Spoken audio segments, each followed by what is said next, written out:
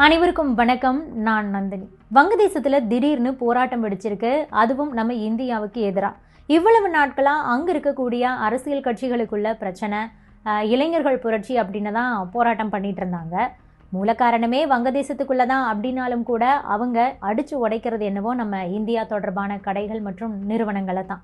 இப்போது நம்ம இந்தியாவுக்கு எதிராகவே அங்கு போராட்டங்கள் நடக்குது அப்படின்னா அதற்கு என்ன காரணம், அதற்கு என்ன பின்னணி அப்படிங்கறத பற்றி நாம் இப்போ விரிவா பார்க்கலாம். கடந்த 12ஆம் தேதி அன்னைக்கு டாக்காவோட பிஜாய் நகர்ல துப்பாக்கி சூடு சம்பவம் ஒன்று நடந்தது. அந்த சம்பவம் தான் தற்போது வங்கதேசத்துல மறுபடியும் போராட்டம் வெடிச்சதுக்கான முக்கியமான காரணமே. ஷரீஃப் ஆஸ்மான் ஹாடி அப்படிங்கிற ஒரு இளைஞர் வழக்கம் போல தொழுகையை முடிச்சுட்டு மசூதியில இருந்து வெளியே வந்திருக்காரு. வாசல்ல அவருக்காக பைக்ல காத்துக்கிட்டு இருந்த மர்ம நபர்கள் திடீர்னு அவரை துப்பாக்கியால சரமாரியா சுட்டிருக்காங்க. சம்பவ இடத்திலேயே ரத்த வெள்ளத்துல மயங்கி விழுந்த அவரை பக்கத்துல இருந்தவங்க மீட்டு மருத்துவமனையில சிகிச்சைக்காக அனுமதித்தாங்க. இருந்தாலும் அங்க முடியலன்னு சொன்னதுனால மேல் சிகிச்சைக்காக சிங்கப்பூர் மருத்துவமனைக்கு அவர் மாற்றப்பட்டாரு. ஆனாலும் அங்கு சிகிச்சை பலன் இல்லாம அவர் நேற்றிரவு உயிரிழந்திருக்கார். இதனை அடுத்து தான் வங்கதேசத்துல இப்படிப்பட்ட ஒரு போராட்டமே வெடிச்சிருக்கு. எதனாலனா உயிரிழந்தவர் சாதாரண ஆள் கிடையாது. அவர் வங்கதேசத்துடைய இன்குலாப் மான்சா அப்படிங்கிற ஒரு மாணவர் இயக்கத்துடைய தலைவர். கடந்த ஆண்டு நடந்த ஷேக் ஹசீனாவுக்கு எதிரான போராட்டத்தில் இவருடைய பங்குங்கிறது ரொம்பவே அதிகம். இவர் பார்த்தீங்கன்னா தீவிரமாக இந்தியாவை எதிர்க்கக்கூடியவர், ஹசீனாவை எதிர்க்கக்கூடியவர். அடுத்த ஆண்டு பிப்ரவரியில் வங்கதேசத்தில் தேர்தல் வரப்போகுது. அதில் வேட்பாளராக இவர் களமிறங்கிறதுக்கு காத்துக்கிட்டு இருந்தார். இப்படி இருக்கும்போது தான் இப்படிப்பட்ட ஒரு படுகொலை சம்பவம் அங்கு அரங்கேற்றப்பட்டிருக்கு. சம்பவத்துக்கு காரணமே இந்தியா தான் அப்படின்னுட்டு அந்த சுட்டுக் கொல்லப்பட்டவருடைய ஆதரவாளர்கள் தற்போது விமர்சனம் பண்ணிக்கிட்டு இருக்காங்க. அவங்கள பொறுத்த வரைக்கும் வங்கதேசத்தில் என்ன நடந்தாலும் அதற்கு நம்ம இந்தியா தான் காரணம். இந்த படுகொலைக்கு எப்படி நம்ம இந்தியாவை அவங்க காரணமாக சொல்லிட்டு இருக்காங்க அப்படின்னா, போன வருஷம் வங்கதேசத்தில் புரட்சி நடந்தது இல்லையா, அப்போது மாணவர்கள், சாதாரண மக்கள் அனைவருமே ஒன்று சேர்ந்தாங்க. ஷேக் ஹசீனாவோட அந்த 16 வருஷ ஆட்சியை எதிர்த்து அந்த கிளர்ச்சி நடந்தது. அவங்களுடைய ஆட்சியில் ஊழல் இருந்துச்சு, அடக்குமுறை அதிகரிச்சிருச்சு அப்படின்னு விமர்சனங்கள் எல்லாம் முன்வைக்கப்பட்டதை அடுத்து தான் அந்த கிளர்ச்சியே எழுந்தது. அதாவது முடிவெடுக்கக்கூடிய தளத்தில் அவங்க புறக்கணிக்கப்படுறதா உணர்ந்த இளைஞர்கள் தான் ஒரு புதிய அரசியலை உருவாக்குறதுக்காக கிளர்த்தெழுந்தாங்க. அப்படி உருவான பல தலைவர்களில் ஒருத்தர் தான் இந்த ஹாடிங்கிற இளைஞர். டாக்கா யூனிவர்சிட்டியில் படிச்சுட்டு இருந்தவர் அந்த புரட்சிக்கு அப்புறமா அரசியலில் குதிக்க ஆரம்பிச்சிட்டாரு. இளைஞர்கள் மத்தியில் ரொம்ப வேகமாக பிரபலமான ஒருவர். அதாவது நீதிமன்றங்கள், காவல்துறை, இதர அமைப்புகளையெல்லாம் கடந்து நீதி நிலைநாட்டப்பட வேண்டும் அப்படிங்கிறதுல உறுதியாக இருக்கக்கூடியவராம். குறிப்பாக வங்கதேசத்தின் மீது வெளிநாடுகளுடைய தலையீட்டை அவர் வெளிப்படையாக விமர்சனம் பண்ணிட்டு இருந்தார். குறிப்பாக இந்தியாவுடைய தலையீட்டை முற்றிலுமாகவே எதிர்த்துக்கிட்டு இருந்தார். பெரும்பாலான வங்கதேச கட்சிகள் எல்லாம் பார்த்தீங்கன்னா உள்நாட்டில் நிலவிட்டு இருந்த அந்த சர்வாதிகார போக்கை எதிர்த்துக்கிட்டு இருந்தாங்க. இவர் உள்நாட்டு சர்வாதிகாரத்தை முடிவுக்கு கொண்டுட்டு வந்தால் மட்டும் போதாது, அது உண்மையான ஜனநாயகத்தை உருவாக்காது. வெளிநாடுகள்லேருந்து நம்ம நாட்டுக்கு கொடுக்கப்படக்கூடிய ப்ரெஷரை கூட குறைக்க வேண்டும் அப்படின்னு தன்னுடைய வாதங்களை முன் வச்சுக்கிட்டு இருந்த ஒருவர். வங்கதேசம் மற்றும் இந்தியாவுக்கு இடையிலான உறவு அப்படிங்கிறது ரொம்பவே சிக்கலான ஒன்று தான். ஏன்னா அந்த நாட்டுடைய சுதந்திரத்தில் நம்ம இந்தியா முக்கிய பங்காற்றி இருக்காங்க. ஆனால் அடுத்தடுத்த காலங்களில் நீர் பங்கீடு, வர்த்தகம், எல்லை மேலாண்மை, அதுபோக அரசியல் தலையீடு அப்படின்னு சொல்லிட்டு இந்தியாவுடைய ப்ரெஷர் ரொம்பவே வங்கதேசத்தின் மீது அதிகரிச்சிச்சு அப்படிங்கிறது தான் அந்த இறந்து போன ஹாடியோட வாதம். அதனால் அவருடைய ஆதரவாளர்களை பொறுத்த வரைக்கும் இப்படிப்பட்ட நிலைப்பாடு கொண்ட அவர் மீது இந்தியா தான் கோவத்தில் இருந்திருக்கணும். ஸோ அவரை இந்தியா தான் கொண்டு இருக்கணும் அப்படின்னு நினைக்கிறாங்க. இந்த ஹாடியோடைய செல்வாக்கு அப்படிங்கிறது சர்வதேச அளவில் அதிகரிச்சுக்கிட்டு இருந்திருக்கு.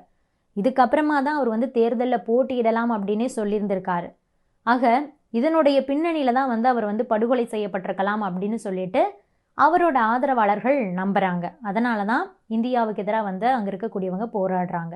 இருந்து போன இந்த ஹாடியோட ஆதரவாளர்கள் டாக்கா, சிட்டஹாங் மாதிரியான நகரங்களில் தான் போராட்டங்களில் ஈடுபட்டிருக்காங்க. முன்னாள் பிரதமர் ஷேக் ஹசீனாவுடைய அவாமி லீக் கட்சியுடைய அலுவலகங்களுக்கெல்லாம் தீ வைக்கப்பட்டிருக்கு. அதுபோக வங்கதேசத்துடைய முன்னணி நாளிதழான புரோத்தோமாலோ மற்றும் தி டெய்லி ஸ்டார் ஆஃபீஸ் மீதும் கூட தாக்குதல் நடத்தப்பட்டிருக்கு. அந்த அலுவலகங்கள்லாம் பார்த்திங்கன்னா தீயிட்டு கொளுத்தப்பட்டிருக்கு. இந்த படுகொலையில் ஈடுபட்டவங்க இந்த மாதிரி ஒரு செயலை செஞ்சதையுமே இந்தியாவுக்கு தப்பி ஓடிட்டாங்க அப்படின்னு சொல்லிட்டு ஹாடியோட ஆதரவாளர்கள் குற்றம் சாட்டிக்கிட்டு இருக்காங்க. இதனால் டாக்காவில் இருக்கக்கூடிய இந்திய தூதரகம் மற்றும் துணை தூதரகங்களையும் கூட முற்றுகையிட்டு போராட்டக்காரர்கள் அங்கு ப்ரொட்டஸ்ட் பண்ணிட்டு இருக்காங்க. கொலையாளிகளை ஒப்படைக்கிற வரைக்கும் நாங்கள் வந்து இந்திய தூதரகத்தை திறக்க விட மாட்டோம் அப்படின்னு வேற அவங்க சொல்லிட்டு இருக்காங்க. இந்திய துணை தூதரக அலுவலகம் மீது பார்த்திங்கன்னா கல்வீச்சு சம்பவங்களும் கூட நடந்திருக்கு. வங்கதேசத்துடைய சட்டோகிராமில் இருக்கிற இந்திய துணை தூதருடைய வீட்டில் பார்த்திங்கன்னா அதிகாலை 1:30 மணி அளவில் போராட்டக்காரர்கள் கற்கள் மற்றும் செங்கற்களை எல்லாம் வீசி தாக்குதலை நடத்தியிருக்காங்க. இந்த தாக்குதலால் பெரிய அளவுக்கு எந்த ஒரு சேதமும் அங்கே ஏற்படலை. வங்கதேசத்தை பொறுத்த வரைக்கும் அங்கே இருக்கக்கூடிய ஒரு சிறப்பு என்னென்னா, அங்கே என்ன நடந்தாலும் இந்தியாவை காரணம் சொல்வாங்க. அவங்களுடைய கோபத்தை எப்படி காட்டுவாங்கன்னா, அங்கே இருக்கக்கூடிய சிறுபான்மை இந்துக்கள் மீது தான். இப்போது நடந்த போராட்டமாகட்டும், முதல்ல நடந்த புரட்சி ஆகட்டும், அப்போது எல்லாமே அங்கிருந்த இந்துக்கள் வந்து குறிவைக்கப்பட்டு தாக்கப்பட்டிருக்காங்க. போராட்டம் அப்படின்னா எப்படியும் அங்கே இருக்கக்கூடிய சிறுபான்மை இந்துக்கள் தாக்கப்படுவாங்க. குறிப்பாக வேலை நிமித்தமாக அங்கே போய் தங்கி இருக்கக்கூடிய இந்தியர்கள் குறிவைக்கப்பட்டுக்கிட்டு இருக்காங்க. அப்படித்தான் இந்த கலவரத்தில் பார்த்திங்கன்னா நபிகள் நாயகத்தை வந்து அவமதிச்சிட்டாரு அப்படின்னு சொல்லிட்டு இந்து இளைஞர் ஒருத்தரை வந்து அடிச்சே கொண்டிருக்காங்க. நேற்றிரவு ஒரு மர்ம கும்பல் அந்த இளைஞரை அடிச்சே கொண்டிருக்கிறதா சொல்லப்படுது. மைமின் சிங் மாவட்டத்தோடைய துபாலியா பரா அப்படிங்கிற ஒரு இடத்துல தான் இந்த ஒரு மோசமான சம்பவம் நடந்திருக்கு. அங்கு ஜவுளி தொழிற்சாலை ஒன்றில் வேலை பார்த்துக்கிட்டு இருந்த தீபு சந்திரதாஸ் அப்படிங்கிற ஒருத்தரை தான் வந்து இந்த மாதிரி அடித்து கொண்டிருக்காங்க. அவர் வந்து நபிகள் நாயகத்தை பற்றி அவதூறு பேசியதா யாரோ சொல்லி கேள்விப்பட்டதை சில இளைஞர்கள் வந்து அதை போய் கேட்டு விசாரித்து இந்த மாதிரி அடிச்சிருக்காங்க. கொடூரமாக தாக்குனதில் அவர் வந்து சம்பவ இடத்துலேயே உயிரிழந்து போயிருக்காரு. அந்த தீபு சந்திரதாஸோடைய உடலை மரத்தில் கட்டி வச்சு தீயிட்டு கொளுத்தியிருக்காங்க. நேற்று இரவு 9 மணிக்கு இந்த கொடூரம் நடந்திருக்கு. இது தொடர்பாக தகவல் கிடைச்சதுமே போலீஸார் வந்து சம்பவ இடத்துக்கு போயிருக்காங்க. அங்கு ரொம்ப பதற்றமான ஒரு சூழல் தான் வந்து நிலவி இருந்திருக்கு. அந்த நிலைமையை கட்டுக்குள்ளே கொண்டு வந்திருக்கிறதா சொல்லப்படுது. அவருடைய உடலை மீட்ட போலீஸார் அங்கே இருக்கக்கூடிய மருத்துவமனைக்கு பிரேத பரிசோதனைக்காக அனுப்பி வச்சிருக்காங்க. இந்த சம்பவம் தொடர்பாக இது வரைக்கும் வழக்கு பதிவு எதுவும் செய்யப்படலை. இந்த தீபு சந்திரதாஸுடைய குடும்பத்தினரை கண்டறியக்கூடிய முயற்சியில் போலீஸார் தற்போது இறங்கியிருக்காங்க. ஆக வங்கதேசத்தை பொறுத்த வரைக்கும் நிலைமை இதுதான். இந்தியா ஷேக் ஹசீனாவுக்கு வேற அடைக்கலம் கொடுத்து வச்சிருக்காங்க. அது வந்து சுத்தமாக அங்கே இருக்கிறவங்களுக்கு பிடிக்கவே இல்லை. இதனாலேயே வங்கதேசத்திலிருந்து இந்திய தூதரை வந்து வெளியேற்ற வேண்டும் அப்படின்னு சொல்லிட்டு வங்கதேசத்தில் குரல் கொடுக்கப்பட்டுக்கிட்டு இருக்கு.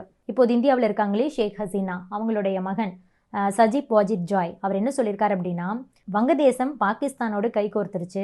யூனுஸ் தலைமையிலான அந்த இடைக்கால அரசு வந்து ஒரு இஸ்லாமிய ஆட்சியை வந்து நிறுவறதுக்கு முயற்சி பண்ணிட்டு இருக்காரு.